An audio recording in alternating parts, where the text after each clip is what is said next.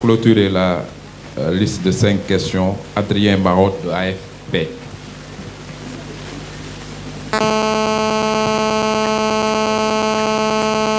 AFP. Bonsoir Madame la Ministre. Je voulais savoir combien il y a eu de libérations provisoires depuis les instructions du Président de la République et est-ce que M. Sonko et Bassirou Diomaye Faye vont être libérés prochainement.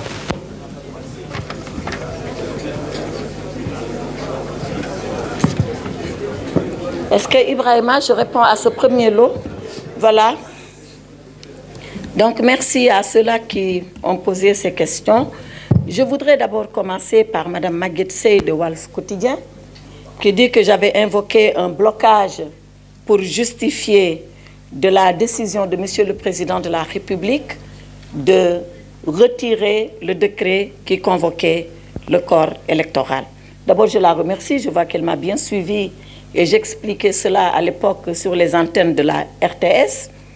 Je l'avais effectivement dit parce que nous étions dans ces conditions de blocage où entre le Conseil constitutionnel et l'Assemblée nationale, il y avait un jeu de « c'est moi, ce n'est pas moi, c'est plutôt vous, ce n'est pas vous ». Et le Président de la République, en sa qualité de garant du bon fonctionnement et du bon fonctionnement régulier des pouvoirs publics. C'est une responsabilité constitutionnelle du Président de la République. Or, à l'époque, rappelez-vous, il l'avait dit lui-même, il ne pouvait donner injonction ni à l'Assemblée nationale, qui est un pouvoir souverain, ni au Conseil constitutionnel, qui est aussi un autre pouvoir souverain, et il a décidé de laisser le libre jeu des constitutions, des institutions. L'Assemblée nationale a délibéré souverainement, a estimé qu'elle devait acter par sa délibération le report. Le Conseil constitutionnel a délibéré souverainement lorsqu'il a été saisi du recours. Et quand il a rendu sa décision, qu'a fait M. le Président de la République? Je pense que ce qu'il avait dit alors pour abroger le décret convoquant le corps électoral doit se lire et se confirmer par rapport à ce qu'il a fait après.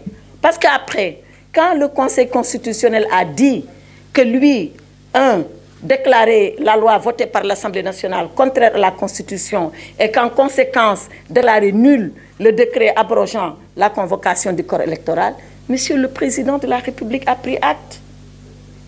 C'est en cela qu'il est respecté et c'est la meilleure preuve, la meilleure confirmation qu'il respecte les institutions et toutes les institutions. Aussi bien l'Assemblée nationale, dans sa capacité de proposer des lois, de délibérer et de les prendre, que le Conseil constitutionnel, dans sa capacité de censurer, s'il estime censurer, et lui, Président de la République, il prend acte et il exécute. Et c'est ce qui s'est passé. Je pense que tous les Sénégalais, au-delà de ce qu'a fait M. le Président de la République, doivent être fiers de savoir que dans leur pays, il y a une assemblée souveraine qui délibère, il y a un président de la République qui gouverne et il y a un conseil constitutionnel qui arbitre et qui sanctionne.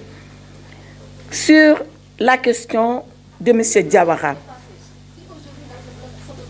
mais bien évidemment que ça va de soi, parce que dans quoi nous sommes aujourd'hui? Nous sommes dans la mise en œuvre de la décision du Conseil constitutionnel. Donc, aussi bien l'Assemblée nationale que l'exécutif se plie à cela et c'est ce qui se passe.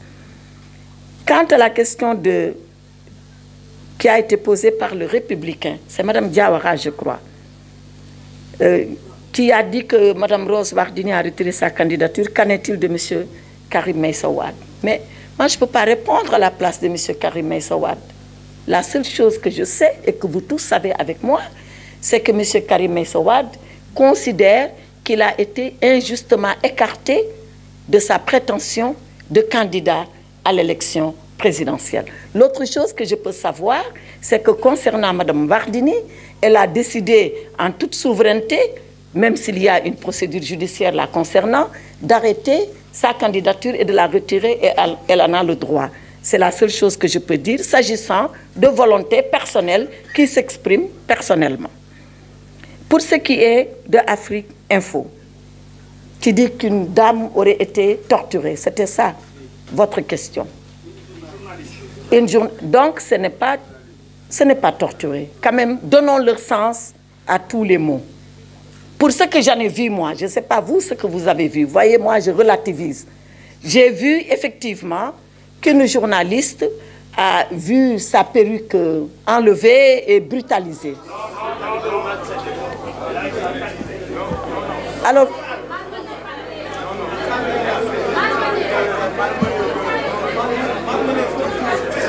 oui, attends. Merci d'écouter. S'il vous plaît, s'il vous plaît. Je pense que, s'il vous plaît, je pense que j'ai eu la courtoisie, et écoutez bien quand je parle, parce que vous, quand vous me posez les questions, moi j'écoute. Écoutez bien. S'il vous plaît, j'ai eu la courtoisie de vous dire pour ce que j'en ai vu. Est-ce que j'ai tout vu? Est-ce que je n'ai pas tout vu? Je ne sais pas. Moi, je parle de ce que j'ai vu. Vous ne pouvez pas vous m'imposer ce que vous savez, ce que vous avez vu. Sauf si vous me le donnez là maintenant. Moi, ce que j'ai vu, parce que c'est des images qui ont circulé, j'ai vu qu'il y avait une jeune femme, journaliste, je suis d'accord avec vous, qui a été violentée parce qu'on a tiré sa perruque et on l'a poussée dans un car de police. C'est ce que j'ai vu. Je ne dis pas que c'est ça qui est vrai. Entendons-nous bien. Mais ne serait-ce que ça, pour moi, je pense que l'agent de police n'aurait pas dû le faire, ou l'agent de gendarmerie. Je suis d'accord avec vous. Mais c'est des situations, quand elles arrivent, on doit savoir le pourquoi et donner la mesure de correction. Et je suis convaincue, aujourd'hui, je suis convaincue que la hiérarchie de la gendarmerie ou de la police est en train de regarder ce cas. En tout cas, dans le gouvernement du Sénégal, il faut le savoir, nous n'acceptons pas que les gens soient brutalisés. Encore moins des journalistes, on peut s'entendre là-dessus. Vous venez avec vos badges, vous venez avec vos gilets de journalistes et on vous laisse faire votre travail. Maintenant, il arrive de temps en temps qu'il y ait des incidents. Ce n'est pas la première fois. Ayons la hauteur, et vous et nous, de régler l'incident d'abord, ensuite de le dépasser.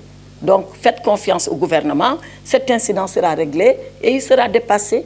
Et la liberté de manifester va continuer et l'engagement des journalistes à couvrir nos manifestations va continuer. Je vous remercie. Maintenant, et comme je l'ai dit, la torture, elle est bannie au Sénégal. Elle est bannie, elle est condamnée. Et les auteurs de torture sont sanctionnés. Et c'est tous les jours. Je ne parle pas pour le plaisir de le dire. J'ai des documents à l'appui de ce que je vous dis. Maintenant, libération.